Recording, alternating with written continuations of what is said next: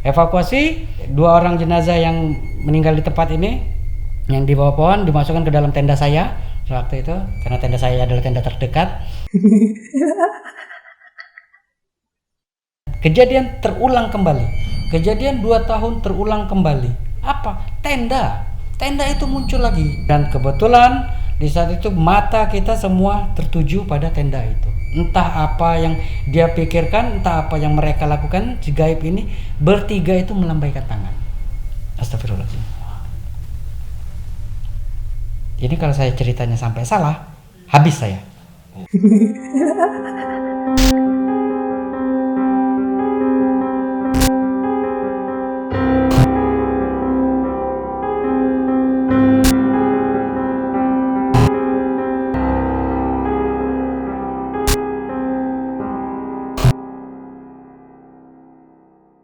Ini bukan cuma cerita katanya, oh gua lihat, oh saya lihat, tapi hanya satu orang lihat. Bukan, tapi ini adalah satu tim yang melihat, dan itu tidak kita pungkiri. Tidak ada satupun yang mengatakan bahwa saya cuman ini tidak melihat. Bahkan si awam, orang-orang awam yang tidak bisa melihat pun dikasih lihat. Karena apa? Yang pertama, kita tim orang 6 ini bisa dikatakan seluruhnya berteman. Kami berteman, dan kami ini berteman juga dengan si almarhum. Dengan visi itu ya mungkin mereka datang, mereka mulai menampakkan eksistensinya, dan bahasa seperti ini loh. Lo datang ke tongkrongan temen lo, masa ya temen lo nggak negor? Nah seperti itu ya mas. Inilah yang membedakan antara di saat kamu melihat gaib itu yang tidak kamu kenal, kamu akan cuek, ya kan? Masa bodoh, gua nggak kenal sama lo, ya kan? Tapi di saat si gaib ini adalah teman kamu yang kenal dengan kamu dan akan menegur kamu, apakah kita bisa cuekin? Ya kan? Apakah kita bisa acuh tak acuh? Apakah kita bisa berpura-pura tidak kenal? Tidak bisa. Di hati kita akan berbicara, ini adalah teman saya, ini adalah teman saya, ya. Tidak bisa lagi itu, masa bodoh deh, lu kenal gua enggak. Nah, ini adalah teman saya, dan itulah misi hasil dari ekspedisi kita yang kita bawa pulang ke Bengkulu. Dan itu banyak teman-teman yang bertanya, apa hasilnya, apa yang kalian dapat? Saya pesan kepada teman-teman satu tim ini, tolong ini jangan diceritakan dulu. Jangan diceritakan dulu dalam artian karena ini masih panas, kondisinya masih panas, bola api ini masih panas. Jangan ceritakan dulu, biarkan mereka saksikan sendiri, biarkan mereka rasakan diri. Kita bilang aja bahwa lokasi ini sudah aman. Tapi ternyata ini tidak bisa menutup kebenaran. Ini tidak bisa menutup suatu kenyataan, ya kan? Cerita itu beredar. Dan akhirnya apa? Sepi. Bumi perkemahan datar lebar, tidak ada lagi satu orang pun yang berani datang kecuali penduduk setempat yang hanya mencari kayu atau berburu binatang, hanya mereka. Dan itu pesan itu pun nyampe ke bawah, nyampe ke desa bahwa tidak ada satu orang pun yang berani ke air terjun datar lebar untuk menginap. Jadi kalaupun mereka harus melintas datar lebar, air terjun datar lebar, mereka hanya berani sampai batas asar. Setelah asar mereka udah harus turun dari air terjun datar lebar. Sudah, kita tutup cerita itu. Kita tutup cerita 2005 karena kebetulan saya juga ada kepentingan pendidikan di Tangerang. Saya kembali ke Tangerang dengan membawa cerita gaib ini tadi, dengan membawa pemikiran apa yang harus saya lakukan untuk bumper ini. Karena kita penggiat alam ya. Apa yang harus kita lakukan untuk mengembalikan surga kita. Dan itu berpikir seperti itu. Sampai akhirnya 2009 pendidikan sudah selesai ya. 2009 saya kembali lagi ke Bengkulu dengan rasa rindu datar lebar ini tadi ya. Namanya kita penggiat alam dan itu tempat main kita, rindu dengan datar lebar ini. Kita ajaklah teman-teman, yuk naik datar lebar yuk, camping yuk datar lebar yuk. Aku udah lama nih gak ke datar lebar. Siapa yang mau ke sana, Le? Siapa yang membawa lo ke sana? Siapa mau nemenin lo ke sana? Loh, kenapa? Karena kita pikir dengan dari 2000 sampai 2009 itu kan 4 tahun. Masa yang 4 tahun ini masih dengan cerita lama? Ternyata masih dengan cerita lama. 2009 itu masih dengan cerita lama bahwa bumi perkemahan datar lebar angker. Angkernya bukan dengan urban legendnya, bukan dengan bidadarinya, bukan dengan pocongnya, bukan dengan tilananya, bukan dengan geduru, tapi angkernya dengan teman kita sendiri. Kita bisa bisa miris loh. Kok teman gue jadi ngangkerin tempat gue main sih? Kok teman gue jadi penunggu sana? Kan gitu. Miris kita di dalam hati tuh astagfirullahaladzim, kok teman gue belum nyampe ke surga, kok teman gue belum nyampe ke atas, kok masih nyangkut di sana teman gue. Udah 4 tahun ini gue tinggalin. Nah akhirnya saya mulai mengajak anak-anak kecil. Anak-anak kecil di sini dalam artian yang selisih umurnya dengan saya itu jauh. Di saat itu saya sudah lulus kuliah dan teman-teman saya adalah anak-anak yang baru mau SMA. Baru masuk SMA, teman-teman adik-adik yang kelihatan mulai, "Wang, kita ndaki yuk, kita ndaki." Mulai seneng. Nah, ini ada nih yang pengen ndaki dan mereka tidak tahu cerita tentang datar lebar. Kita ajak berangkat berlima. Mau berangkat ke atas ya kan, kita melakukan pendakian dengan 5 orang ini. Tapi memang selama pendakian itu hawa itu udah gak enak banget Mas Ganes. Mungkin apakah cuma perasaan saya saja karena saya yang sudah mengalaminya gitu ya, saya mengalami terjadi apa yang kita kan apa? Ini saya bawa anak-anak, saya bawa adik-adik, apakah nanti di atas akan kejadian seperti yang sama? Kan itu yang kita pertanyakan. Kalau kejadian ini seperti yang sudah-sudah, berarti yang teman-teman adik-adik kita ini akan terkontaminasi dengan kejadian ini. Perasaan selama di jalan itu selalu mengganggu saya. Mulai dari desa kita lepas dari desa terakhir, kalau kita ngomongin kaki rimba, mulai dari kaki rimba sampai ke terjun itu, di hati saya itu ada yang mengganjal bahwa apakah saya akan ditemui lagi? Apakah saya akan ditemui lagi? Apakah saya akan ditemui lagi? Itu yang selalu mengganjal sampai akhirnya kita nyampe dari terjun datar lebar dan teman-teman satu tim yang baru ini tidak ada satu orang pun yang tahu.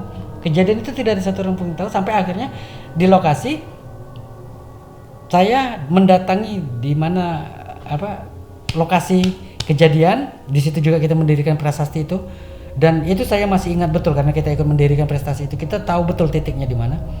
Astagfirullahalazim, prasasti ini hilang.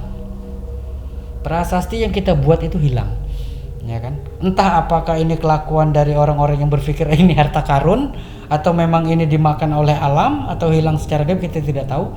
Cuman saya ingat betul, disinilah saya mendirikan prestasi dan di sini tempat kejadian teman kita meninggal. Di situ adik-adik yang 5 orang ini bertanya, "Mas, ngapain kita ke sini? Apa yang Mas cari di sini apa?" "Udah, kamu duduk dulu deh," bilang gitu. "Kamu duduk, yuk kita sama-sama berdoa." "Berdoa apa, Mas? Kok kita berdoa di sini?" Kata dia. Karena mereka mungkin dia di mereka ini berpikir apakah Mas Galih ini lagi bertarak, apakah lagi cari nomor togel? Kan enggak. Mereka bertanya, kejadian apa yang pernah terjadi di sini dari tim ini? Saya cuma bilang, "Kamu diam, ikutin saya. Kamu mau selamat nggak? Ikutin saya. Berdoa." Kejadian ini ya Mas, ini cukup membuat saya merinding. Ini sudah mulai merinding. Jadi di prasasti itu kita bikin lingkaran, kita berdoa, kita mendoakan si almarhum bertiga, dan sampai akhirnya saya bilang, "Ya kawan, kamu sudah punya duniamu sendiri dan kami punya dunia kami sendiri. Tolong, kami di sini hanya ingin bermalam, hanya ingin camping. Tolong jangan ganggu kami.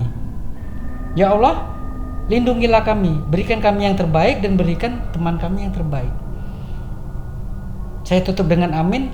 Semua orang 5 ini bisa dikatakan hampir serentak mengatakan, "Mas, jujur, ada apa?" Karena apa? Bahasa kita berdoanya udah beda, ya kan? "Mas, jujur, ada apa, Mas?" Kata dia gitu. Jadi di prasasti itu mulai saya ceritakan ke mereka.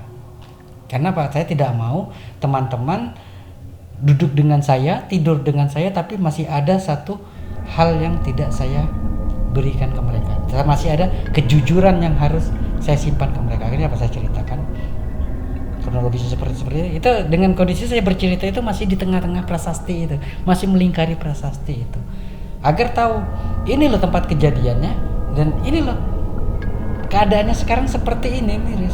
Tapi astagfirullahaladzim, di saat saya bercerita itu tanpa saya sadarin awalnya ini, tanpa saya, karena apa? Saya fokus bercerita, si 3 orang ini sudah berdiri di antara kami. Si almarhum ini sudah berdiri di antara kami mengawasi. Jadi posisinya itu di belakang para tim teman-teman ini tadi, di belakang ini, dan menghadap ke saya. Astagfirullahaladzim. Ini kalau saya ceritanya sampai salah, habis saya. Kenapa? Mereka menyaksikan kejadian ya. Si korban ini tahu betul kejadiannya, terus mengawasi. Ceritanya bener nggak sih anak ini? Dan 5 orang ini nggak ada yang tahu kalau mereka si 3 orang ini berdiri atau sudah bergabung ke mereka. Dah, tutup cerita. Cukup saya merasakan. Dan besoknya baru saya tanyakan ke tim. Gimana kemarin? Tadi malam tidur nyenyak nggak? Gitu kan? Enggak mas, kita nggak nyenyak tidurnya. Pertanyaannya, apakah psikis mereka terganggu setelah saya cerita? Mereka terpikir ya kan, oh ini ada kejadian gini-gini, atau mereka betul-betul diganggu oleh si gaib. Tapi kalau saya pribadi akan berpikir, biarkan mereka simpan sendiri. Apa yang terjadi sama mereka, biarkan mereka simpan sendiri. Masalah nanti dia mau tetap datang ke sini, masalah nanti dia cukup sampai di sini, itu urusan mereka. Itu bukan urusan saya lagi. Udah, tutup cerita 2009. Sebentar, saya mungkin yang sedikit mengganjal. Pada saat itu kan mungkin niatnya baik ya, kita mendoakan mereka pada saat itu ya, dengan tim yang terakhir. Mereka datang seperti apa kondisinya, atau mungkin dengan pakaiannya dan mungkin dengan setelan masih seperti anak gunung kah, atau seperti apa itu Bang Ali? Ya, terima kasih. Di saat 2009 mereka, kondisi mereka masih cukup baik, Mas. Kondisi mereka cukup baik seperti para pendaki biasa, ya kan? Cukup baik. Tidak ada yang aneh dengan mereka. Seperti para pendaki biasa, tapi saya tahu itu adalah teman saya. Dengan melihat perawakan badan mereka, dengan gaya mereka berdiri, dengan gaya mereka duduk, itu tahu itu teman saya. Nah, untuk ini kejadiannya mulai terulang kembali, kalau Mas Ganis mau tahu nih, di saat 2014. Setelah 5 tahun saya tidak bergelut lagi dengan kegiatan ini, saya mulai sibuk dengan pekerjaan saya mulai sibuk dengan keluarga saya, sampai akhirnya 2014 kebetulan saya lagi ada tugas di Bengkulu dan pengen mendaki lagi. Dan kebetulan juga di 2014 itu anak SMA Negeri 4, anak Sispalanya, yaitu anak Palaspa, pecinta alam SMA Negeri 4, itu tiba-tiba menemui saya. Ada salah satu seniornya, ya kan, menemui saya waktu itu, Citra Nugraha namanya. Citra Nugraha ini bertemu dengan saya, Bang Gali, pernah ke desa Datar Lebar? Oh pernah tahu air terjun Datar Lebar? Tahu, saya bilang kayak gitu kan. Kenapa, ada apa? Kami dari Palaspa akan melakukan diklat.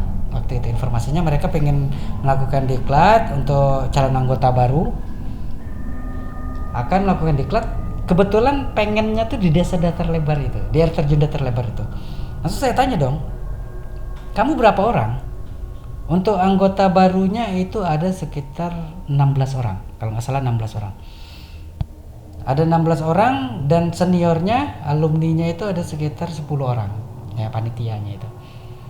Terus saya bilang, loh kenapa kamu nemuin saya? Saya kan bukan anak SMA 4, saya bukan alumni kamu, saya bukan senior di Palaspa. Dan jawaban mereka enteng, ini adalah titah, ini adalah pesan dari senior tua kami. Senior tua itu berarti senior yang udah lama, yang seumuran dengan saya. Dia bilang, kamu kalau mau ke Datar Lebar ajak Bang Gali. Terus saya bilang, siapa yang suruh kamu? Nah, siapa yang suruh kamu nemuin saya? Ayu itu kalau kita mbak gitu ya, Ayu Septi, saya ingat nama Septi. Tim ekspedisi kita waktu 2005. Ya ternyata Septi. Kenapa dia suruh kita? Kenapa nggak Ayu Septimu aja dibawa? Ayu Septi nggak berani kalau sendirian. Berangkat, akhirnya kan udah kita tentukan tanggal berapa? Tanggal sekian, hari sekian kita kumpul di SMA 4. Abang harus ikut. Kalau abang nggak ikut, kami nggak ada yang berangkat.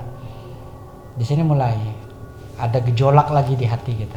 Mulai ada gejolak lagi. 5 tahun kita sudah lupakan. Dari 2009 ke 2014. 2014. Itu udah 5 tahun udah kita lupakan cerita ini.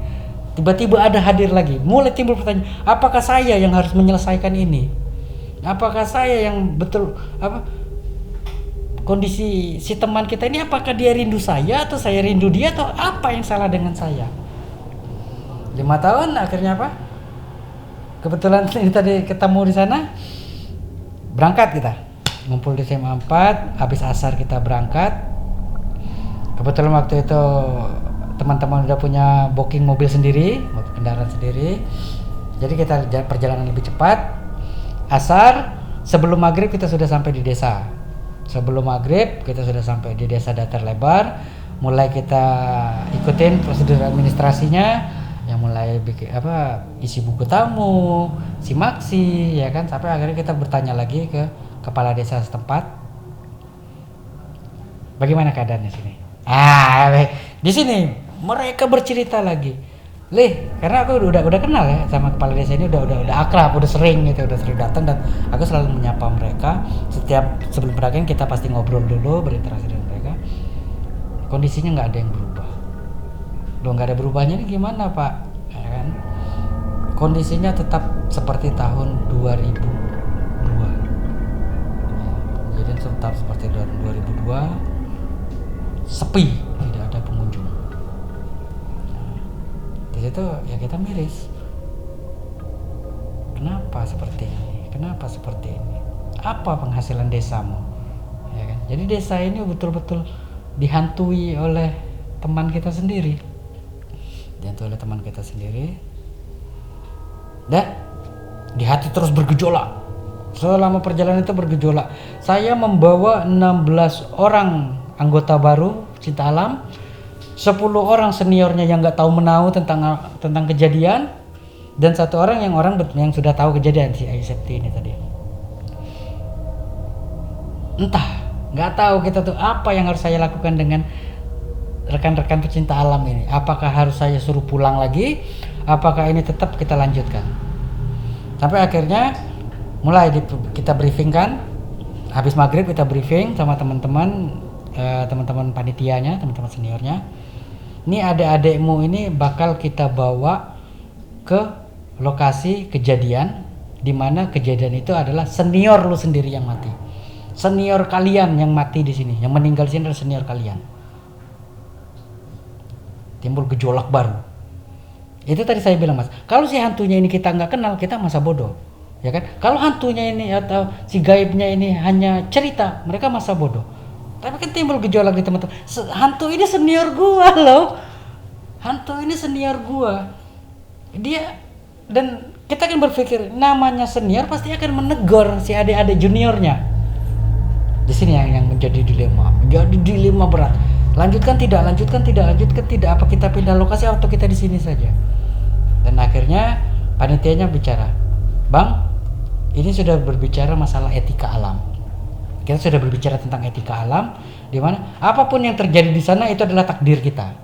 Kita tidak bisa menentang alam, ya kan? Dan kita juga jangan menantang alam. Kalau memang niat kita adalah diklat, insya Allah kita selamat. Itulah yang dipesankan dari panitia ini tadi ya. Walaupun dengan berbicaranya sambil bibir bergetar karena takutan ini tadi ya. Tapi tetap mereka mengandalkan ke satu tangan, mengandalkan ke saya. Bang Gali sini yang paling tua, apapun itu kami turut kata Bang Gali. Kami ikut kata Bang Gali. Kata Bang Gali pulang, kita pulang. Kalau kata Bang Gali lanjut, kita lanjut. Semua perintah Bang Gali kami ikutin. Yang notabene-nya saya bukan senior mereka. Saya hanya orang yang pernah dan ada di saat kejadian. Akhirnya tetap kita berangkat. Lepas isya kita berangkat sampai di lokasi sekitar jam 12 malam. Jadi kita tidak ada lagi namanya adat baca Yasin dulu atau tidak, karena kita udah nyampe di sana jam 12 malam. Langsung saya ajak ke prasasti. Mereka langsung saya ajak ke prasasti tempat kejadian ini tadi. Ayo kita sama-sama berdoa ya, dengan doa kita tadi. Hai kawan, kami di sini dengan tujuan pengen diklat. Duniamu, duniaku, tolong jangan diganggu. Ini adik-adikmu, langsung saya tambahkan sekalian. Ini adalah adik-adikmu, tolong dijaga. Ya kan? Selesai, mulai kita ceritakan lagi ke adik-adik yang 16 orang ini. Di sini adalah senior kalian, gini. Sudah? Alhamdulillah. Nah, ini alhamdulillahnya nih, Mas.